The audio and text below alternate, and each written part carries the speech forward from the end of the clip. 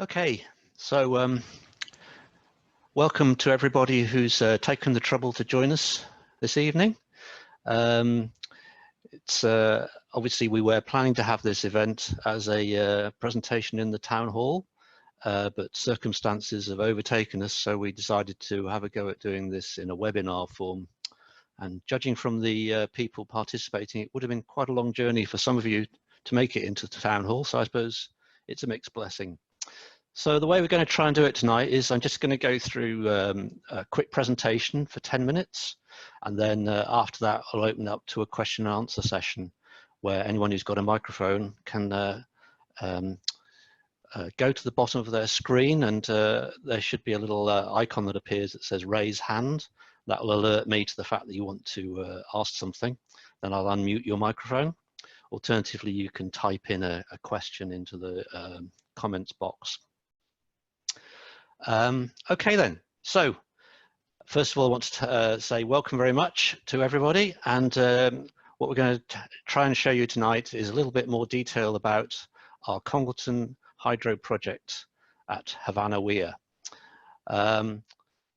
So first of all, the project has been organised under the umbrella of an organisation called Dane Valley Community Energy. We formed this community benefit society and registered it with the Financial Conduct Authority. It's an organisation that's run totally by volunteers. It's not for profit, and the rules that the Financial Conduct Authority specify is that the society must carry on its business for the benefit of the community. And that's basically the umbrella that we formed in order to try and create a project where we could generate hydroelectricity from the River Dane at Havannah Weir. So what were the main thoughts about why we wanted to do this? Firstly, we wanted to have a venture which would produce carbon-free electricity, but also we wanted to be able to generate or use the funds that we generate from the project to help the local community. And in particular, we had in mind projects like introducing cycle paths or improved play areas or better footpaths, but also other initiatives maybe to improve energy efficiency and to help people who are in energy poverty situations. So that's one of the main objectives as to why we wanted to do this project. We also wanted to be able to provide an educational resource to try and enthuse the next generation about sustainable energy. And this sort of equipment that we're planning to install by the Weir at Havannah is obviously going to be quite a visible object, and we're going to have a viewing gallery such that parties of children or other groups want to learn about it can come and look at the way it works and learn about the issues around sustainable energy creation. And we've also got a partnership with Eaton Bank Academy, where when the town was visited about 18 months ago or so by Prince Charles and Camilla, two pupils from the school actually presented our scheme to them as a way to get them more involved in the whole idea and the ethos of the project that we're working on. So the other main objective obviously is to promote interest and investment in local renewable energy schemes. And although this is our inaugural project, we also hope that in the future we might be able to take on further renewable energy projects feeding into the local community. So this project is actually based at Havannah Weir. This is physically located just to the north edge of Congleton. And here on the map, you can see perhaps the Macclesfield Road going out towards Eton. This is the Eaton Bank Academy school building. And the Weir, which was built in 1762, is located just to the north of the little bridge off Havannah Lane there. And it's a 4-metre high weir, which was built and back in the 18th and 19th century supported a range of mills and other factories in this area of Congleton. all of which have now disappeared or changed to an alternative use, like a very nice domestic dwelling, for example. And this is a picture of the weir on a nice summer's day. Remember those? So what we're actually building is a hydroelectric generator powered by an Archimedes screw. Obviously not a particularly new technology, the Archimedes screw, been around for quite a while, but we are going to be installing something a bit like this picture down on the bottom right hand side, where water is diverted from the high part of the river down a channel, then passes down the Archimedes screw and then goes back into the river. And the energy of the water is used then to rotate the Archimedes screw, which then in turns turns a electrical generator, which was then coupled into the electricity network. And this is all mounted alongside the existing weir, which has been there, as I said, since 1762. And we're hoping that it's not going to fall down during the course of our project. We're expecting to make or to generate around about 265,000 kilowatt hours per year, which in rough terms is enough to power 60 domestic dwellings. And we're actually going to sell the electricity to a major manufacturing site on the Eaton Bank estate. The reason we're doing that is because we will get a much higher rate for each kilowatt hour that we sell than if we sold it directly to the distribution network operator. Difference being roughly 5p a kilowatt hour to the DNO and around about 12p a kilowatt hour as the going rate for electricity bought by manufacturing companies. So how far have we got with this project? So the first question is, are all the permissions in place? And the answer is yes, they are all in place. We actually got planning permission granted in March 2019 after doing a vast range of studies in order to convince the planning authorities that we had a scheme which met all of their requirements. So we had to study the trees, we had to do studies of all the wildlife in the area. We had to do a topological survey to show all the altitudes of all the different parts of the site. The geomorphology is related to the state of the riverbed and to confirm that when we fed the water back into the river that we wouldn't erode the banks. The ground condition surveys are to convince ourselves that the structure would be sound when it's built and that we know how much concrete has to be poured, etc. Then we had to report on the highways issues, the acoustic noise generated, etc. And finally, we got through all of those and got planning permission. We also got an abstraction license from the Environment Agency, which permits us to utilize the water, and a flood risk permit to show that we've considered that the equipment won't get flooded unless the water goes above the 100-year high by a significant amount, in which case it might. But hopefully that won't happen, though you never know anything these days, do you? And finally, we got wave leads tentatively agreed in principle, at least, for the export cable, which is going to connect between the generator and the customer that's using the equipment, using the electricity. So, is there a fully costed and detailed design? Yes. This table here shows the cost of all the elements that we've had to consider. And on the right, you've got just examples of some of the very detailed drawings that we've had produced by our external consultants who've worked on this project, a company called Congleton Hydro, who put in around about 25 to 30 of these schemes and operate quite a few of them themselves around the country.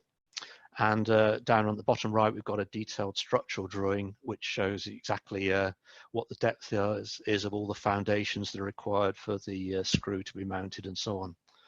And the table on the left-hand side shows all the costs of the big elements. So one of the major elements is the civil works, which has been costed in at 319,000. That's a fully assessed costed activity schedule with a target cost of 319,000. Other big elements in there are the export cable and the cost of putting in a boardwalk so that we can have this educational aspect to the project where we have a viewing platform and people can see how the system works. And then we've spent around 71,000 on developing the scheme so far, with fees paid to consultants and structural engineers and so on. In broad terms, the difference between the future running costs this is an average figure over the 20-year period where we've studied it in detail, is a running cost of around about £8,000 and around about £70,000 from the income from the electricity, giving us a £62,000 per annum annual surplus.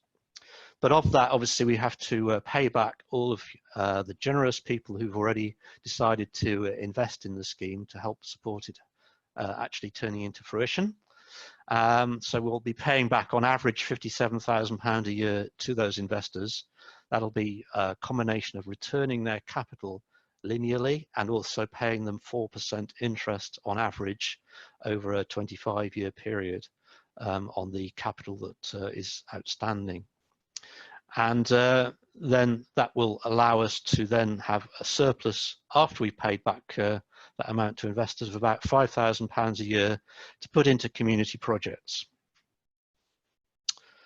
So how are we going to raise this money? The main vehicle, and we hope the exclusive vehicle for raising this money, is through a community share offering, where people will be asked to invest between £100 and £70,000 in shares, so of £1 in value. In return, they'll get an annual payment from us, except for the first year of operation, where we have to sort of get the whole thing up and running and stabilized. And the capital will be returned linearly over 25 years with an average of 4% interest.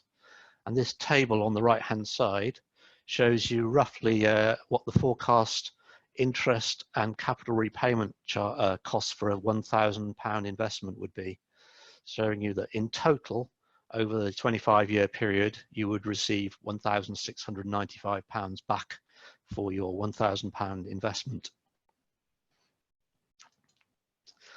So this scheme is open for investment to all of those who would like to support the project and also have funds which they feel could be used to generate extra revenue for themselves until the end of March, assuming we reach our target amount by that date. Obviously, circumstances at the moment have made virtually everything in the world somewhat unpredictable, but as I'll show you in a few slides' time, we are progressing reasonably well with our target of reaching £710,000 investment overall. So you do have the option as well to invest for others. In particular, we're thinking of people who might want to invest for children or grandchildren. The basic way this works is that if they're over 16, then you can buy shares for them and register them in their name using the online application form, which you can get details of by going to our website, www.congletonhydro.co.uk.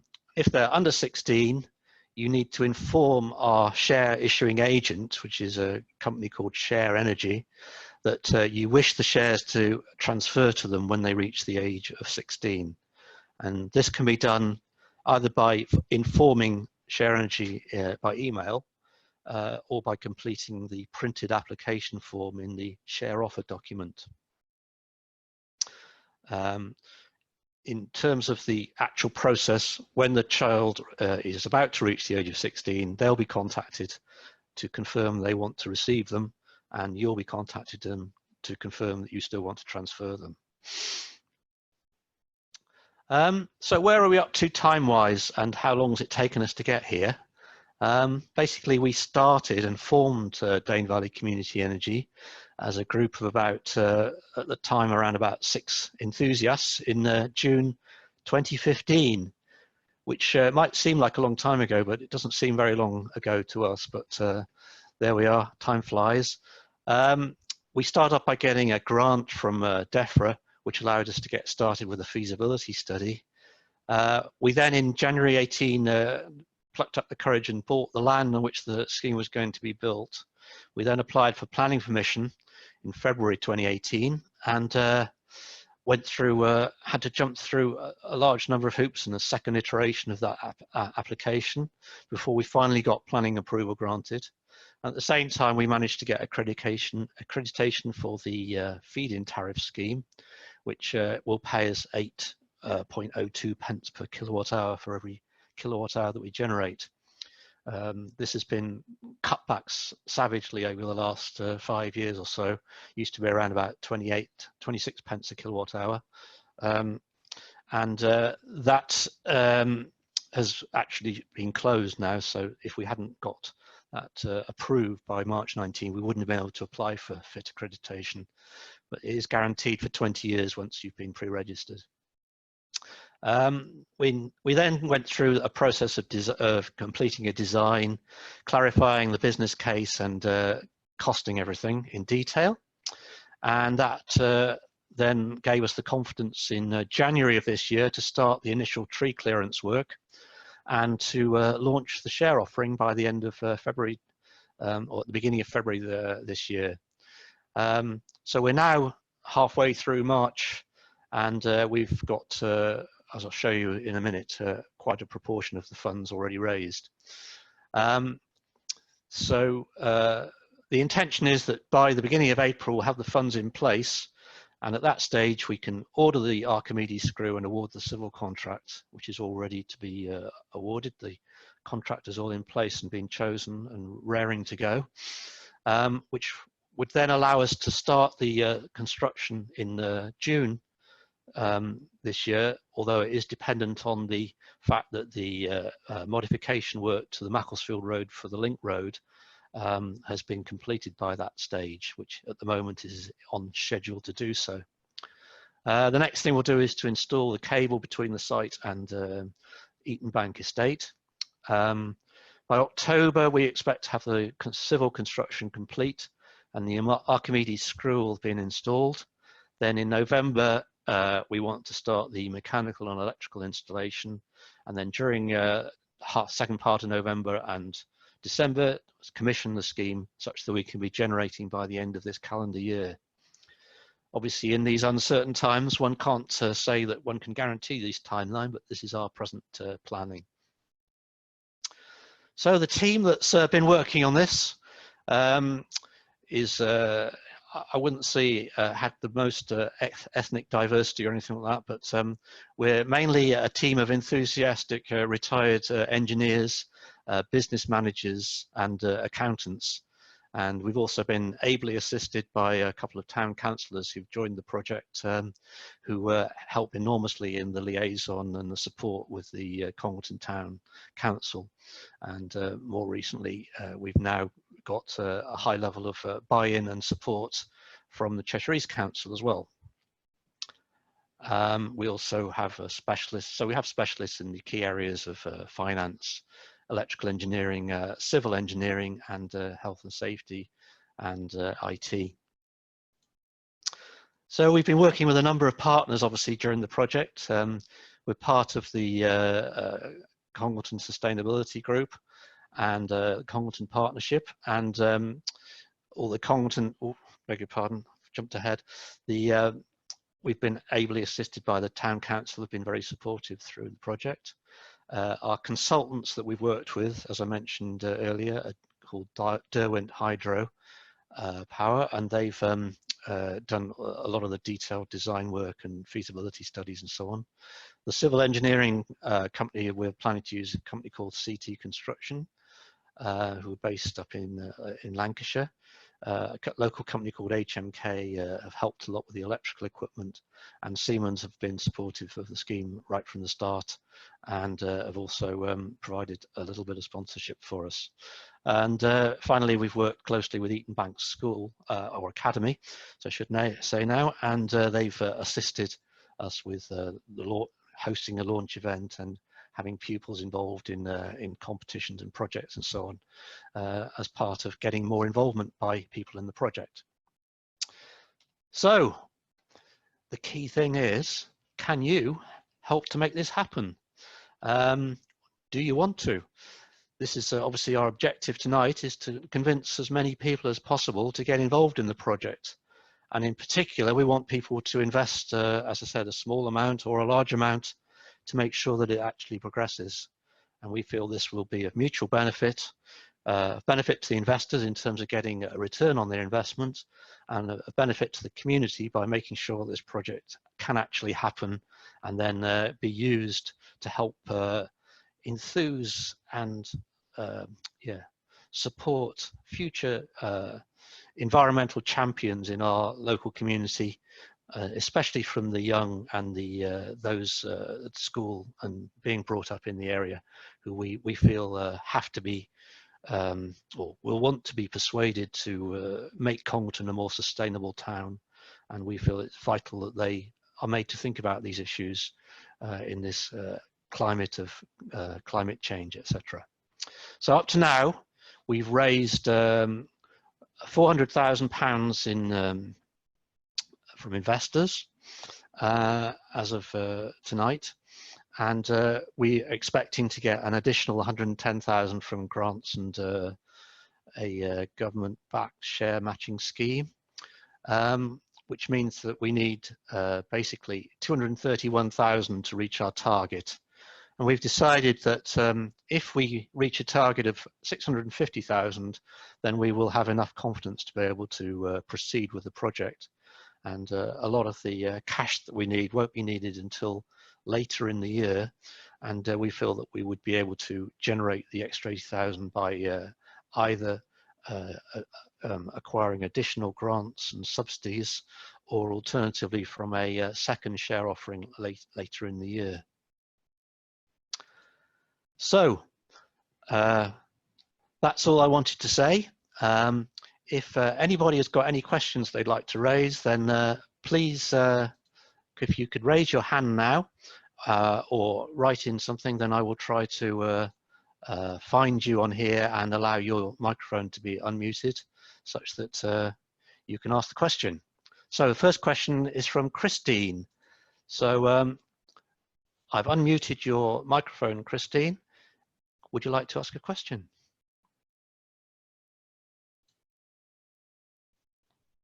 Sorry, it hasn't unmuted yet.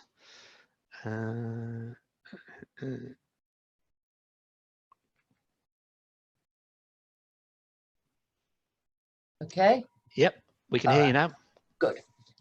When it comes to paying back the investors, can you, will you pay back individual investors whole amounts, or will you pay small amounts to all of the investors over a period of time?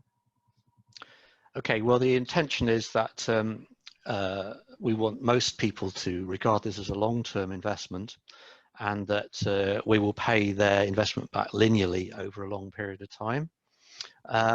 However, it is everyone who has invested can at any time, particularly after the first 2 years, apply to have their investment returned to them.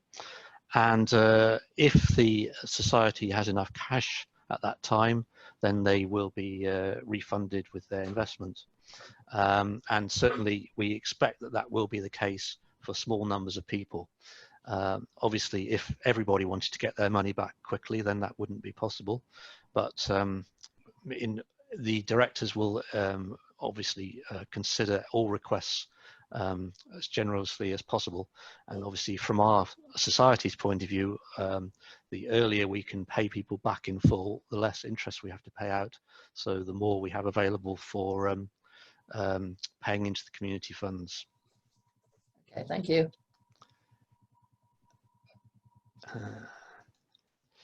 Right, let's see if we can find another question.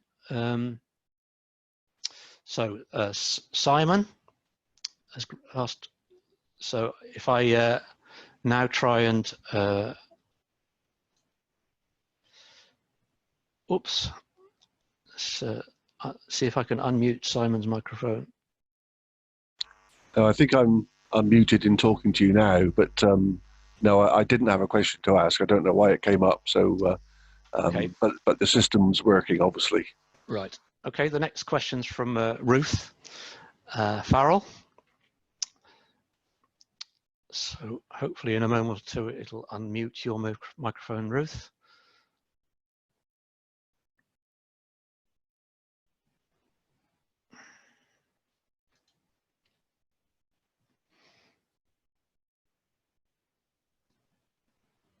Perhaps it's muted at your end, Ruth. I'm not sure. But,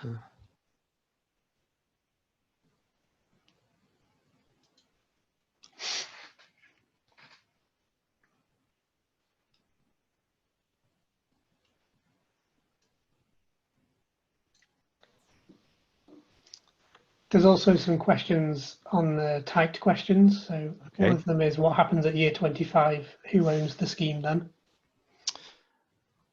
Right. Perhaps I can ask Paul Geimer to answer that question.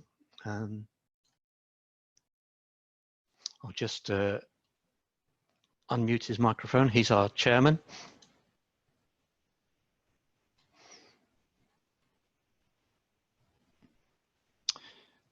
Hello, am I unmuted? Yep. Okay. Yeah, yes, Paul Geimer, I'm the chairman of the group. Yeah, so essentially the scheme that we're building is a very kind of robust scheme. We kind of expect that the screw itself will be will survive at least 40 years. We may need to replace some bearings, the upper and lower bearings, but the screw itself is very robust. The kind of electromechanical piece of it, the generator and the electronic control systems may have a shorter life, but overall we kind of expect that they're going to last at least 20 years. So we built into the scheme enough funds to actually replace equipment that we think might fail.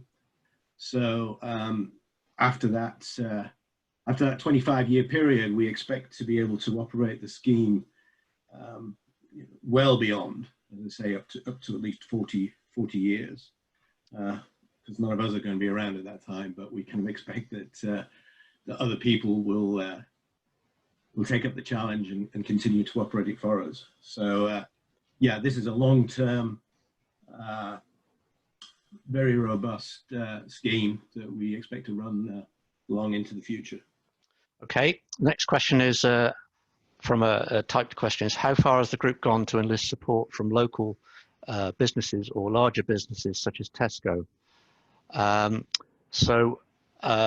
Basically, the answer to that is that we have done an open event at Tesco's about a week and a half, 2 weeks ago, where we had a stall where we presented the information to passing customers about the scheme, and so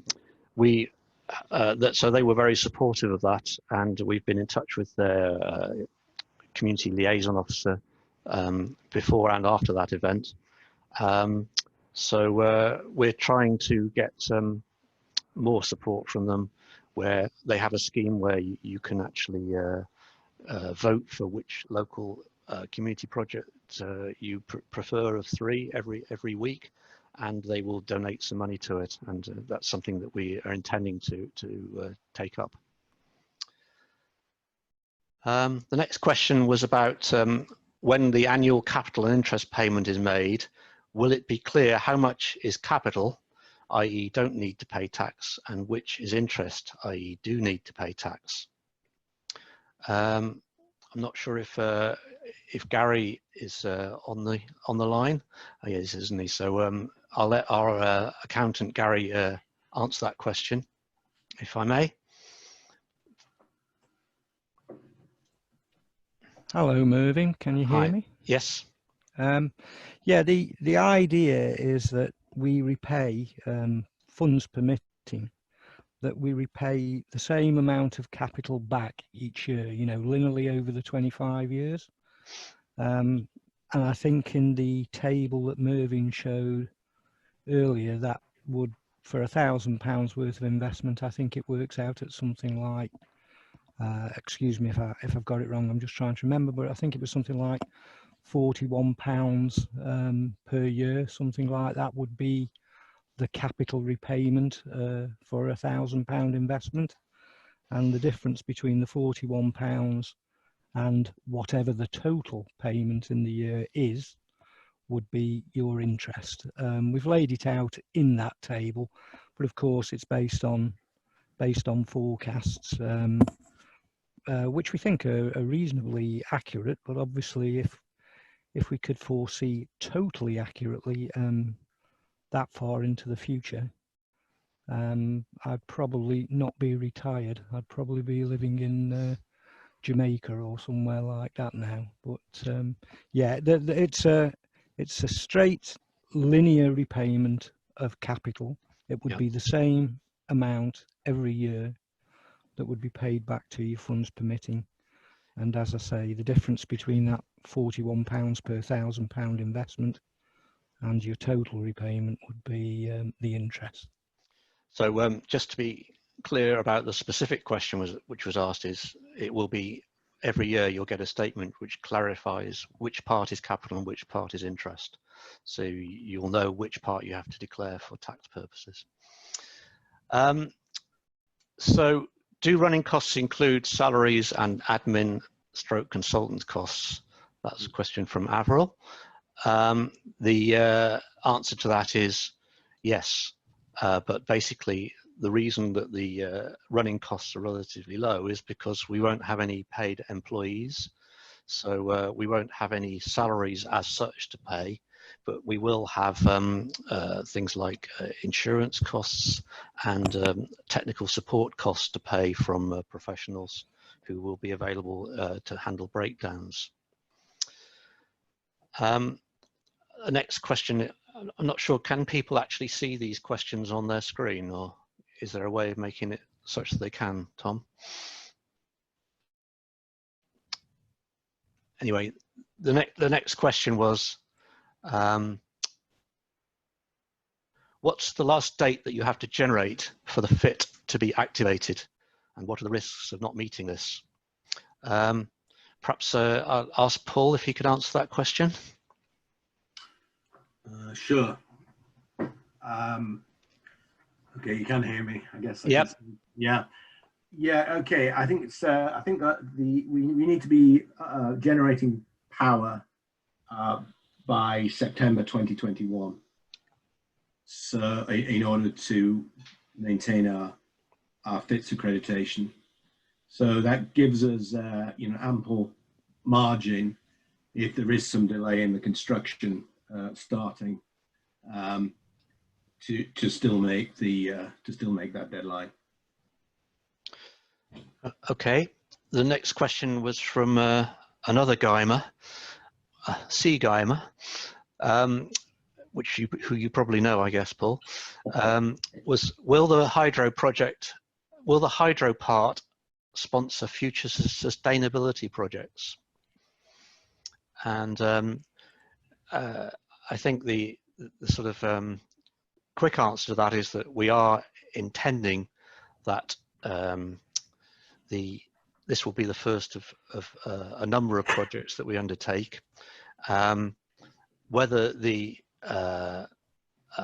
this particular project will be used to sponsor them is a bit unclear at this stage, because obviously it depends on how big the surpluses are every year and how easy it is to meet our committed repayments and provide funds into the community projects.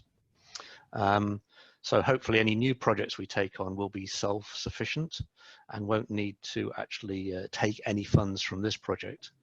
But obviously if we are making more money than expected, then we may have some spare to actually catalyze and accelerate any future projects. The next question is from Ian Willis. Is the power cable underground or overground, and its security from potential vandalism? So maybe if Bob is present, we could get Bob to answer that question if I can find a way of unmuting him.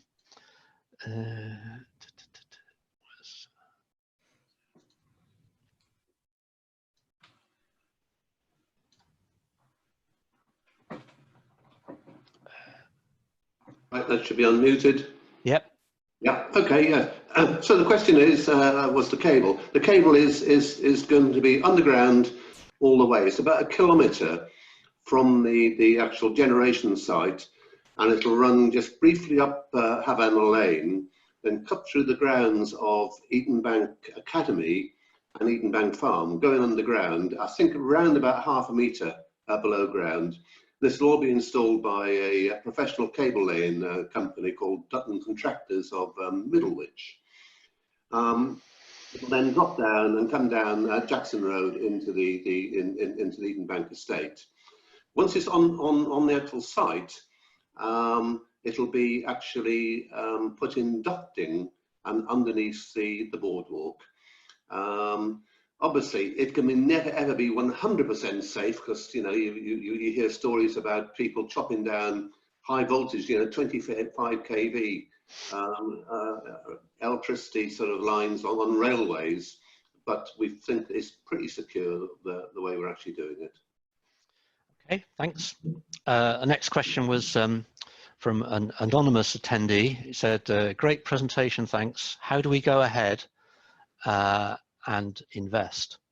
Is there a link on a website to a form or paperwork to fill in? So the answer to that is yes. We have a website. It's www.congletonhydro.co.uk. And if you go to that website, then on the front page of that website, there's links to the share offer document, which gives a full detailed description of the scheme, and also a link to the form where you actually apply for shares.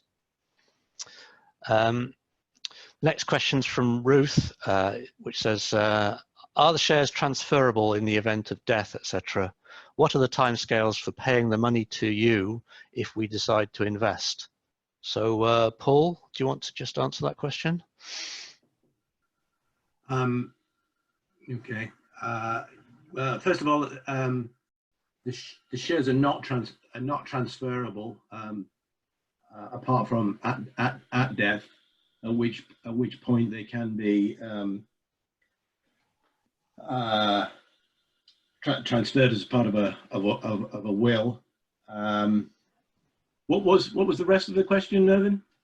What are the timescales for paying the money to you if we decide to invest? Okay. Well, generally we expect that the investor would pay the money at the time they apply for the shares, and the reason for that is that we really need to be absolutely confident that we've we are actually raising the capital we think we're raising, and that we have the money to proceed when we do go ahead.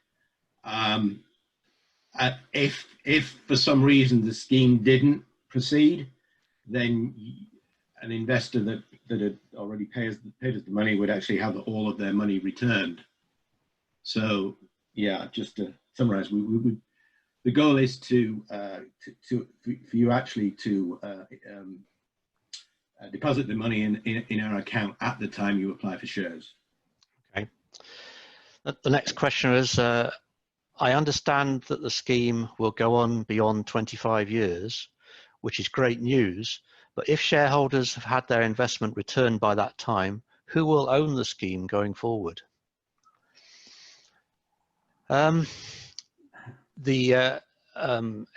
Obviously there's no time limit as such on the Dane Valley Community Energy Limited Community Benefit Society. So there's no reason why the ownership of the scheme would change.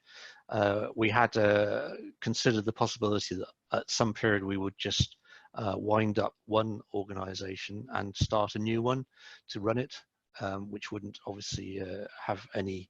So once we paid off all of the investors, etc., then it might be the time to actually create a new society, which would then have a new opportunity to actually run the scheme without having the burden of having to pay back overhead. So it would be generating, therefore, much higher benefits for the community. But obviously, that's a decision that the board and the management team at that time will make at that stage. The next question is, are you sending us a copy of this presentation? And the answer to that is, we'll certainly send a copy to anybody who would like to see it, and we'll certainly place it on our website such that anyone can look at it. There'll also be a recording of this event on the website as well. So anyone who's got any questions can write an email to admin@congletonhydro.co.uk.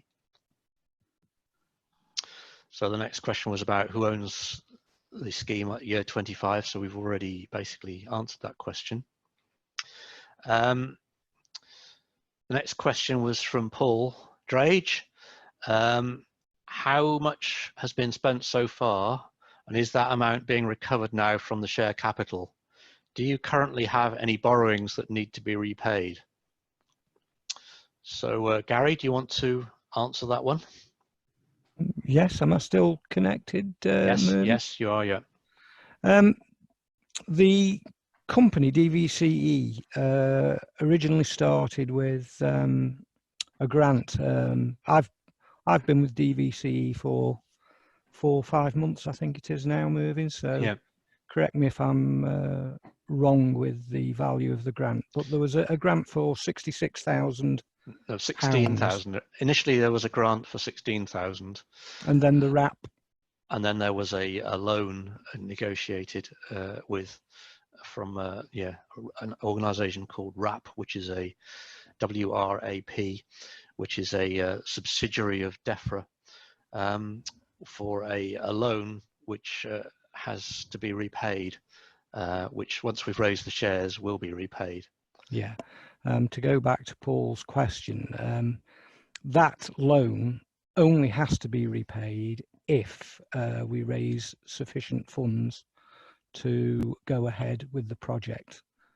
Once we do that, then we have to repay the loan, and that was included in the table that Mervyn showed early on about what we would be spending the funds on. That included the repayment of that particular loan.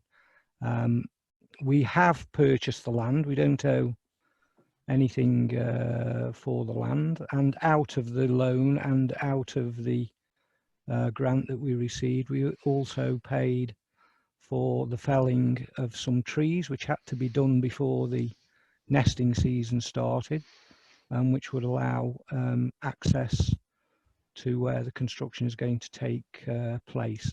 So that has all been done.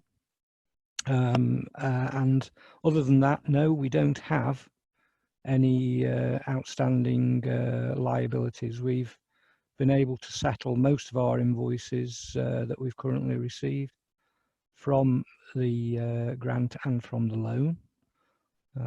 So yeah, we at the moment we're okay. There's no issues there, but clearly £731,000 is a substantial amount of capital to raise, and that is why we have set the go limit at £650,000, because we don't want to undertake something that we can't complete or that we don't have the money to complete. Right. We would sooner return the capital to those people who have been kind enough to invest so far. Okay, the next question was from Claire Winch, who asks, have you tried contacting the Mid-Cheshire Community Rail Partnership for funds? They can access grants for community projects from the train operators from time to time. So the answer to that, I believe, well, Bob, you've done most of the work on grants, etc. No, but that's some useful information. Thanks very much indeed. I've not heard of that organisation.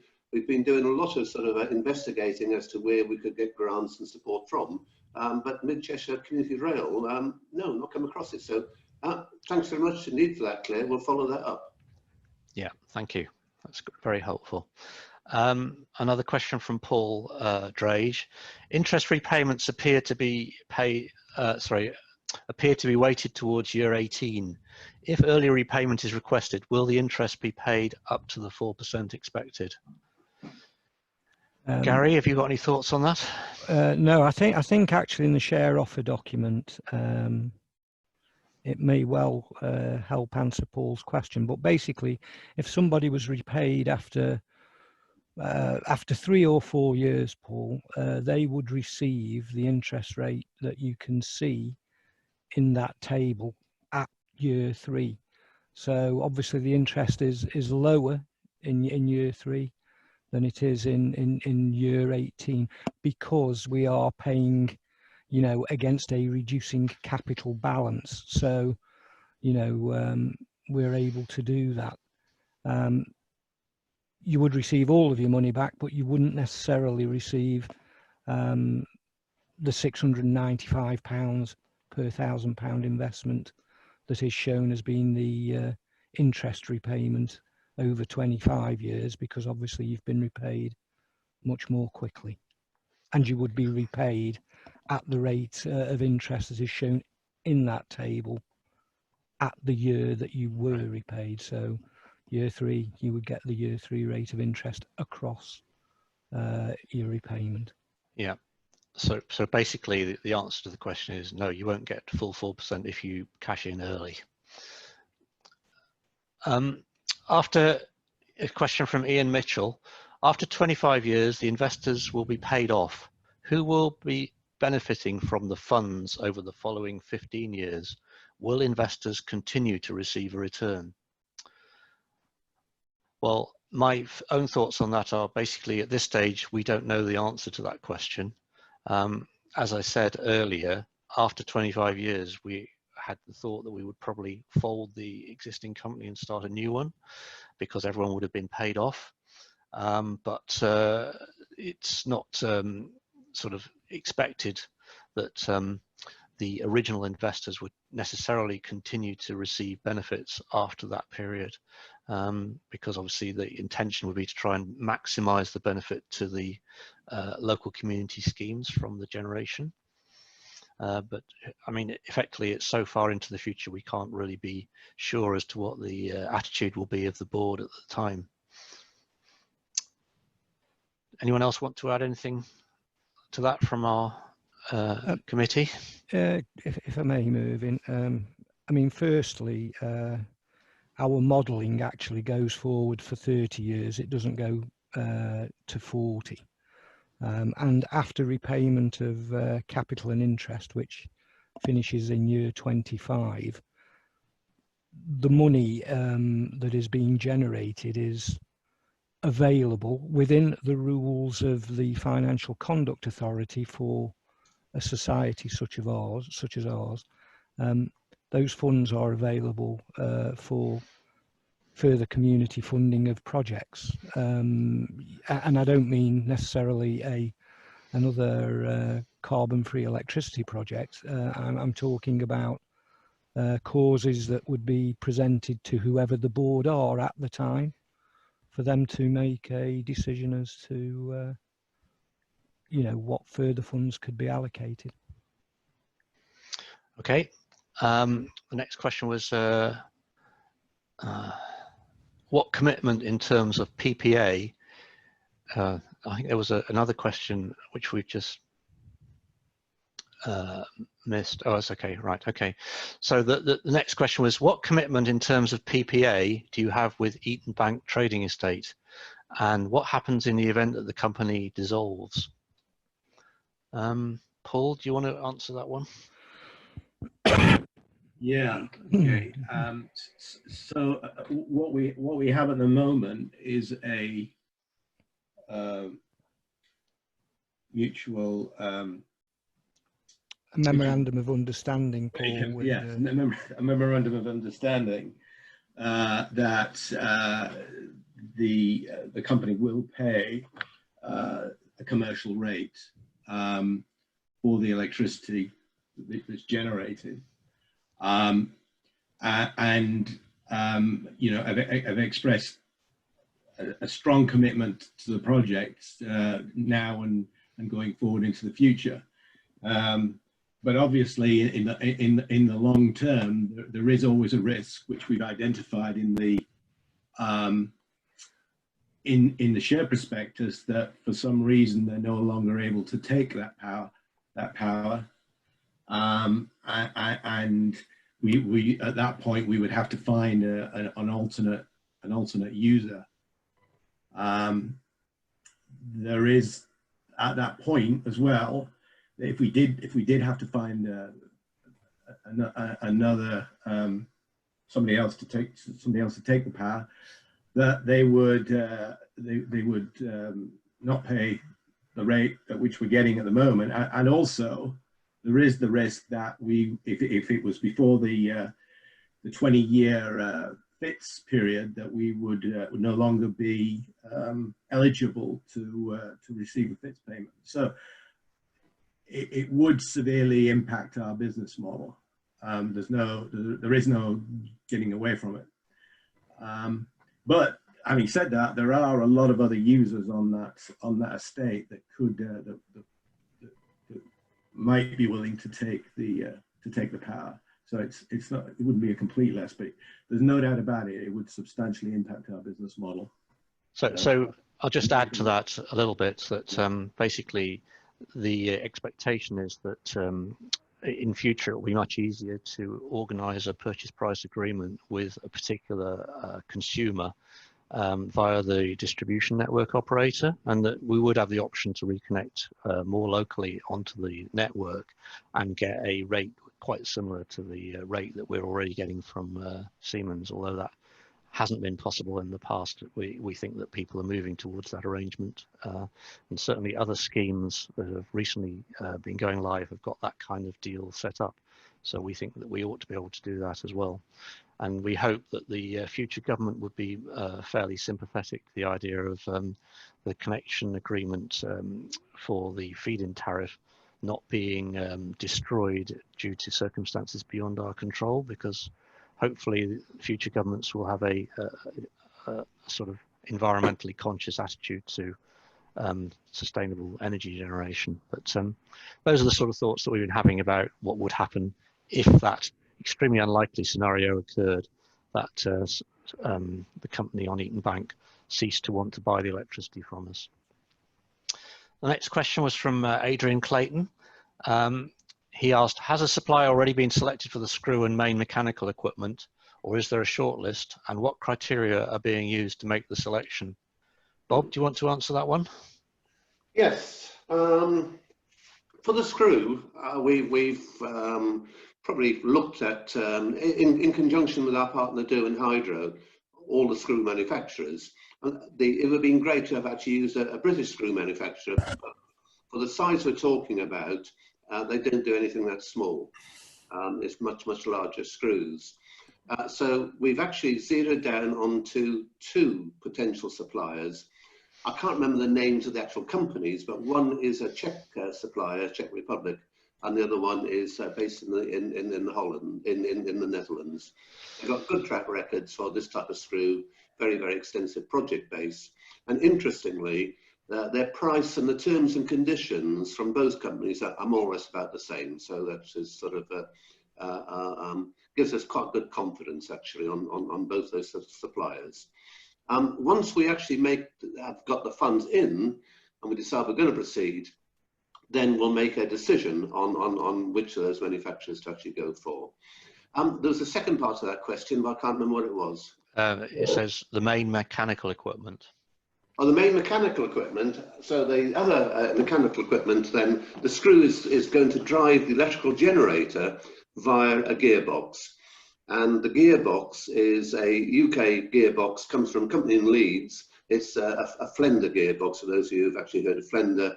And that actually then drives an electrical generator and which is a Siemens generator. Both the gearbox and the generator are really well-proven pieces of equipment,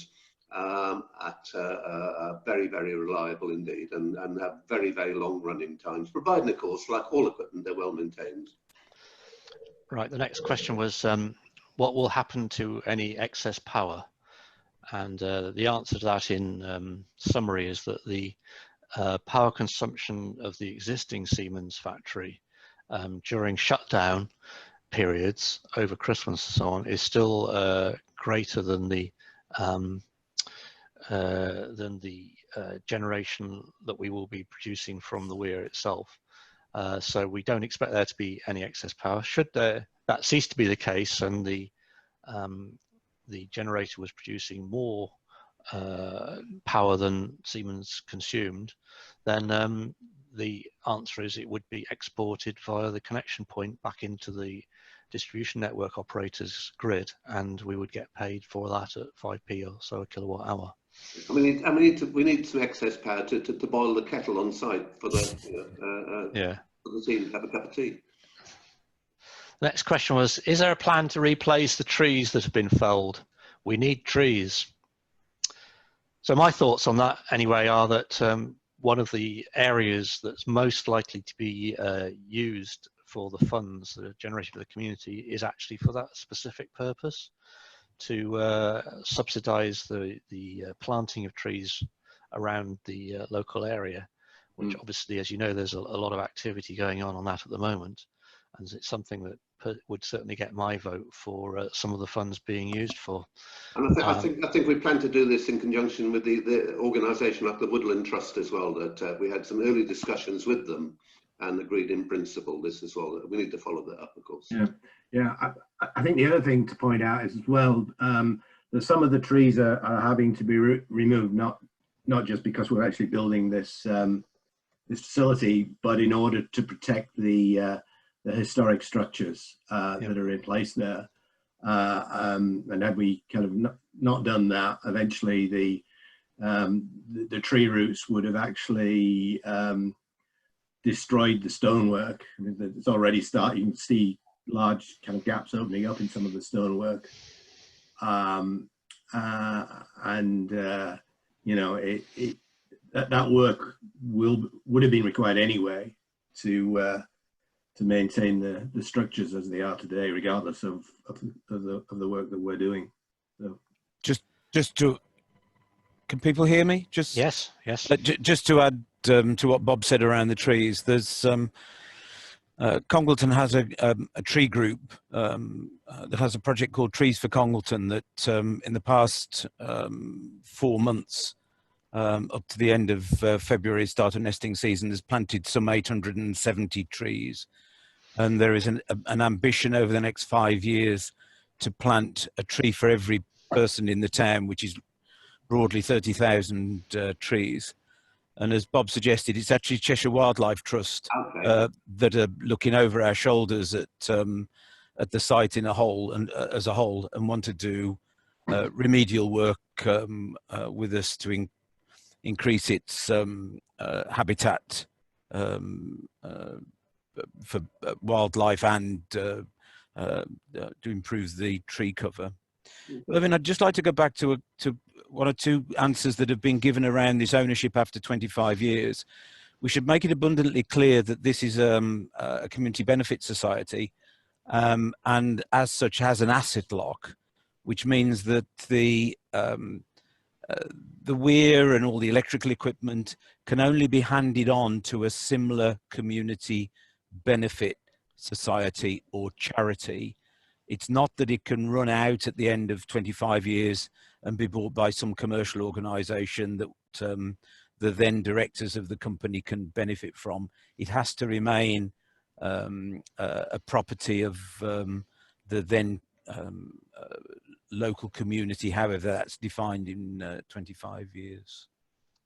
Great, thanks for that, Peter. That's clarified that point. Finally, a question from Ian Willis. Does the scheme include any remedial work to be done to the 250-year-old weir? Paul, do you want to answer that one? Yeah, we're going to have to look at this. I mean, you know, we've cut the trees down. It's a lot more obvious where, you know, some of the potential work, that there is some potential work to be done. You know, for those of you not familiar with it, there's the weir, but adjoining the weir, there's a kind of a stone island and then a sluice, and then a brick archway as well. So there's quite a lot of structure there, and we will have to get, before we start work, we will have to get that surveyed and do what's necessary in order to make sure that it's secure. And as I say, we will be removing trees on that island and on the bank just to prevent any further damage to the stonework. I have to clarify that it will be done in partnership with the owner of the weir. So Dane Valley Community Energy is not itself the owner of the weir, but the expectation, or we have a close dialogue already in existence with the owner of the weir to make sure that we work together to maintain it. Gosh, had a new question in from Ian Mitchell. As with the Holmes Chapel scheme, will the weir become dry at times?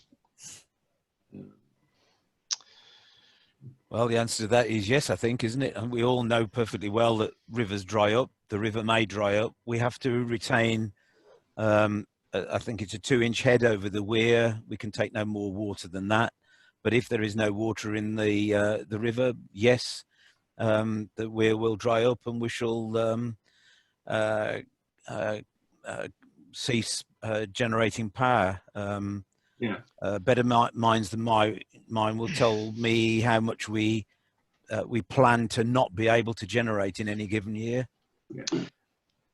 I think, Paul, it's around about 15% of the time. Yeah, something like that. But we will not. I don't think our scheme is going to contribute to it drying up.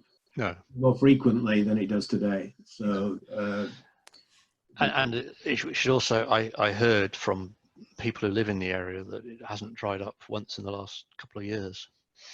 Just adding on to that, the advantage of using a variable speed drive within our scheme is that we can actually have constant power for variable flow, so we can have quite a wide range of flow rates from the river that we can still generate very, very useful power. There's nothing to do with the weir running dry, but in terms of the low flow rate, we'll still be generating. Right, so there's no more questions. If anyone else wants to ask a question, either put it into the chat now or raise your hand, and we can, if anyone's got any comments that they'd like to make before we close. So I think just remains for me to say an enormous thank you to all the people who've taken the time to listen to us. I hope you found it useful and informative. We've certainly found it useful because we've got feedback from people as to the sort of issues that are important to them. Obviously, we are solely dependent on the backing of the community, and we hope that some of the people listening will have been convinced by the fact that we're all heavily committed to this project, and we'll make sure that it becomes a success. And we hope that you will therefore choose to invest some of your money in it to help it make it happen. And if that happens, then we will go ahead full steam and get on with it. Okay, so thank you very much indeed for everybody, and from all the panelists as well, we'll say good night now, and thank you for listening.